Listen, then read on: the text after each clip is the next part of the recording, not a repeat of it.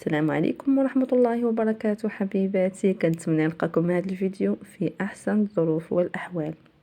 بالنسبه للفيديو ديال اليوم بحول الله بغيت نبارطاجي معكم تحضيرات فصل الشتاء. كنا كنعرفوا بان في هذا الفصل كيكثر الفيروسات، الامراض، التهاب اللوز، نزلات البرد الى غير ذلك.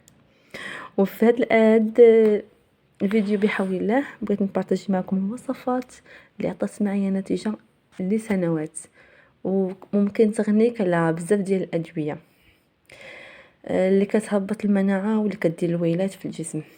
بالنسبه للوصفه الاولى كعلاج الحساسيه والكحه، عندنا شريحه مرقده في الزيت. هذه مرقداها من العام اللي فات، هي باقا مزيانه. كناخذ حبه ديال الشريحه كنفلحها من الوسط وكنديرها في قرعه وكنعمر بالزيت.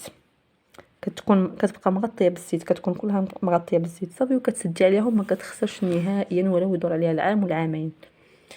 ومعها بالنسبه لعلاج الكحه والسعال والحساسيه الشريحه وزيت الثومه.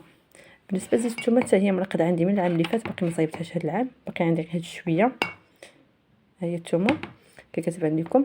بالنسبه لهذا الزيت كندير نص رابع ديال الثومه، 125 غرام ديال الثومه في اطرو ديال الزيت. كتاخذي ديك الحبه ديال الثومه كتقبيها مزيان بالبرا تكون نقيه، كديريها في القرعه، كتكبي عليها اطرو ديال الزيت، كتخليها مرقده ابتداء من 15 يوم. ممكن تستعمليها لا هي ولا هاد الشريحه ابتداء من 15 يوم ماشي اقل، باش يلاه تطلق وتعطي المفعول. بالنسبه للطريقه، مع الصباح على الريق كتاخدي عشق ديال الزيت ديال الشريحه مع حبه ديال الشريحه، غير عشقه صغيره، معها عشقه صغيره ديال الزيت ديال الثومه، وكتبقاي من وراها على الاقل ربع ساعه باش تشربي اولا تاكلي. وكذلك قبل النوم، نفس الطريقه قبل النوم كتعطي واحد النتيجه رائعه بالنسبه كتريحك من الحساسيه، وكتعطي نتيجه حتى بالنسبه للسعال. وإلا قدرتي تداوميها في وقت البرد كامل راه كترفع حتى المناعه وفيها فوائد كبيره. اما بالنسبه لالتهاب اللوز، بالنسبه للحلاقه عندي الحامض، هاد الوصفه ديال الحلاقه راه فعاله جدا، وكانك كتشربي المضاد الحيوي. واخا الا قلتي تنقولها لهم في الصيدليه، تنقول لهم راه كنستعملها وكتعطي نتيجه، تيقولوا لي مستحيل ان هاد الوصفه تهبط سخانه. ولكن بالتجربه انا مجربها لي سنوات، الاطفال ديالي الحمد لله كتهبط سخانه.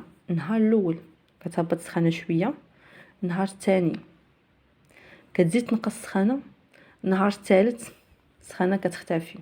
يعني ملي كتستعمليها نهار لغد ليه سخانه بحال اللي كتخفاف، كطوال المده ديال الساعات اللي الواحد كيصبر بلا دواء. النهار اللي وراه اكثر، والنهار اللي يعني الرابع من النهار اللي شربتي اللي خدتي هاد الوصفه المره الاولى كتختفي السخانه بالكليه، وكتزيدي تداومي عليها لمده 6 ايام الى اسبوع باش داك الالتهاب يختفي كليا وباش ما يديرش مضاعفات.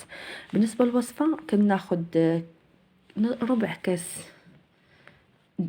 عامر بالمدافئ، كاس الربع ديالو كنعمرو حتى الربع ديالو ولا النصف ديالو بالمدافئ. كندير عشقه صغيره فقط ديال الحامض وعشقه صغيره ديال العسل الدغموس، وكنخلطهم ربع ساعه قبل الاكل 3 المرات في النهار. كتعطي نتيجه رائعه. بالنسبه لواحد الوصفه واحده اخرى بالنسبه للاطفال اللي كتجيهم سخانه بزاف كيتعداو بزاف وحساسين بزاف للامراض، حبوب اللقاح ما عنديش دابا، حبوب اللقاح والعسل، عسل الكاليبتوس، لان عسل الدغموس واخا مضاد حيوي كيضر في الامعاء، ما مزيانش المداومه عليه بزاف لانه ممكن يضر في الامعاء. هو مزيان كمضاد حيوي، اما الماركات الاخرين ممكن تداومي عليهم. عسل الكاليبتوس مع حبوب اللقاح كتاخدي ربع الكاس ولا نص كاس ديال ما يكون غير دافي غير شويه ما يكونش سخون، كدير فيه عشقه صغيره ديال حبوب اللقاح، وكتزيدي عليه عشقه ديال العسل، وكتذوبيه، كتخلي كتحركيه حتى كيذوب حبوب اللقاح، وكتعطيه للطفل ربع ساعه قبل الماكله.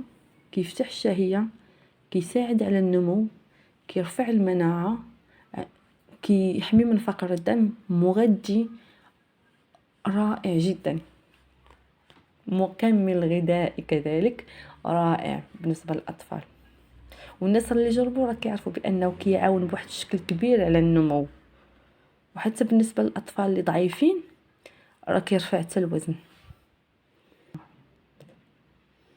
الى هنا كينتهي الفيديو ديالنا، والسلام عليكم.